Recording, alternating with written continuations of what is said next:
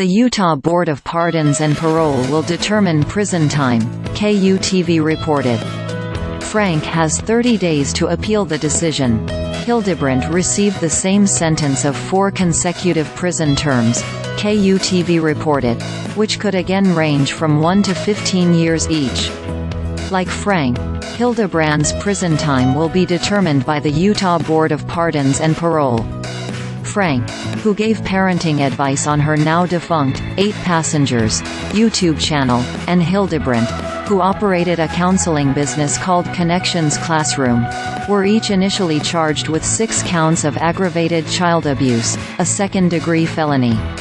Each count carried a potential penalty of 1 to 15 years in prison and a fine of up to $10,000.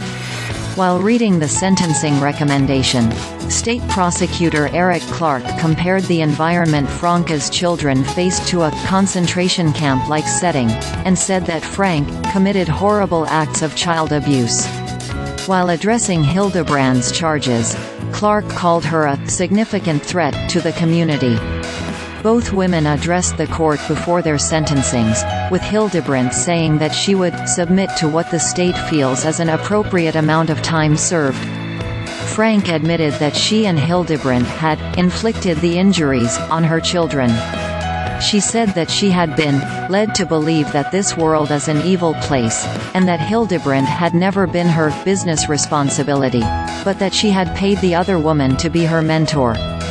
Franke also thanked public safety officials who rescued her children, calling them angels, according to KUTV. "My charges are just," Franke said.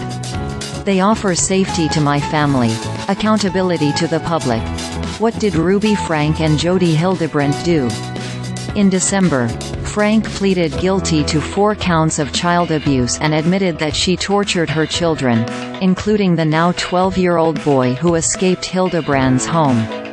In the plea agreement, which contained graphic details of abuse, Franke said her son was often kept bound, and that her 9-year-old daughter was made to do manual labor outside in the hot sun with no water or shoes.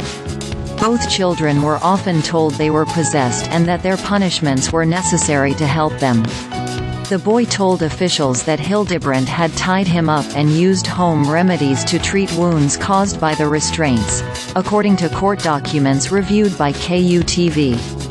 As part of her plea deal, Franke agreed to serve a prison term and agreed that her sentences would run consecutively. She also agreed to testify against Hildebrandt. Hildebrandt also pleaded guilty, just days after Franke, to 4 counts of child abuse. Her plea agreement stated that she either tortured the children or was aware of the abuse. The agreement also stated that Hildebrandt either physically forced or coerced Franke's daughter to jump into a cactus multiple times.